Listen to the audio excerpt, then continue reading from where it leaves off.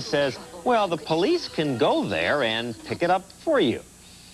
I think all these complaints are valid criticisms, but it's also encouraging because they're relatively minor. If this is the worst that consumer and health groups can find, then advertising, at least big-time national advertising in this country, may be more truthful than people think. Still, it's a good thing these groups keep an eye on it. We'll be right back.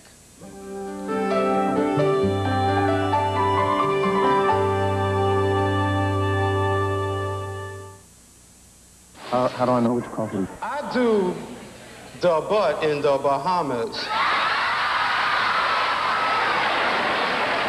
You need to leave school now if you don't plan on getting a four-year education, because McDonald's needs you. And while I'm jamming in Jamaica, you're gonna be busting French fries. Man, you got to get high. That's what life is all about. I get high when they shoot me from 0 to 140 miles an hour in 2.3 seconds off the front end of an aircraft carrier. Boom! I'm overdosing. I'll teach you how to get high. You go to be a doctor, go to med school, be a doctor, you save somebody's life. They say thank you, you say thank you, they hand you a check for $35,000, you smoked. Martin Luther King died for this. This right here is the American dream. Miss Rosa Parks didn't get off of her bus for this. This right here is the American dream. I'm the only black attack pilot in the U.S. Navy right now in the fleet. But it ain't the Navy's fault.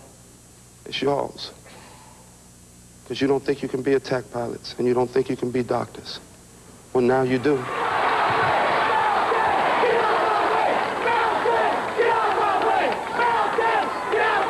You know it. You know it. You know it. Lieutenant Montel Williams and Lieutenant Drew Brown join us this morning, and it is an honor to have you gentlemen. That $10 you took out of your pocket, that came out of your own pocket, if you know what I mean. Yes, ma'am. Yes, ma'am. You do this on your own time. The Navy is pleased, but this is your project. Why do you do it? Well, I think we're role models that haven't forgotten where we came from. We haven't gotten amnesia. We've made it, but we're going back, and we're helping kids, the same kids who we were. We're from the ghettos. I'm from Harlem, New York. Montel's from Cherry Hill, Baltimore. We weren't supposed to make it. We made it, and we're going back, and we're going to get some more kids to make it. I want to know a little bit more about you, personally. You became an attack pilot, but one of your role models, because he was standing so nearby, was Muhammad Ali. Tell me how you knew him personally, and why aren't you a fighter? Well, the reason I'm not a fighter is my dad is Drew Bundini Brown, and he was the great motivator for Muhammad Ali. My dad and my mother, they would not let me be a fighter. They wanted me to go to college. It's so important. I grew up in a household that there was no choice. I had no choice of, if I was going to college or not. The only choice I had was which college I was going to. And you speak Russian, you speak Chinese. You also have an engineering degree. Now, in high school, I know you were Mr. Achiever. Yes, ma'am. You were doomed to succeed. Well, but at the same time, when I graduated from high school, I opted to enlist in the service before I went to college. I enlisted in the United States Marine Corps, and that was some of the greatest times of my life, and I thank the Marine Corps. I thank God that I did that because they've helped make me who I am. But I realized very quickly that without an education, I couldn't get anywhere. So I went through the Naval Academy, was accepted, and went to the Naval Academy. That's where I studied Chinese. And after the academy, I went to the Defense Language Institute to study Russian. So now what I'm doing is trying to go back to some of these kids and say that you don't have to wait after high school. Let's go to college. That's the thing you need to do to keep yourself going. Okay, so other than you, who are the role models for the kids sitting in that auditorium? Well, it's a shame. It's not a shame. They're gifted people. You have great athletes like Michael Jordan, or great entertainers like Michael Jackson or Mr. T. Well, they're gifted, and God bless them. We're educated.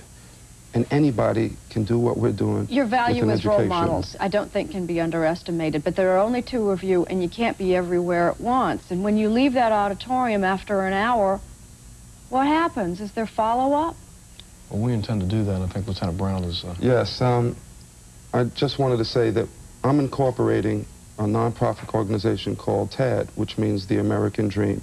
And it's incumbent upon corporate America, the private citizens of this country, to help America We need to educate these kids, and I'm going to be going to every corporation in this country and asking them to give back a little bit of what they've succeeded in. They can be the follow-up to your opening act. Exactly. Gentlemen, it's been a pleasure. Thank you. Can I just say one thing? Yes, sir. Kids, if kids do drugs, they're going to die. There's no bottom line about it. But it's important to get high. I get high. I got high when I married my wife. I got high when I saw my children being born. It's important to get high. But if you do dope, you're going to die. Boom. Thank you. Thank you. We'll be back after station break.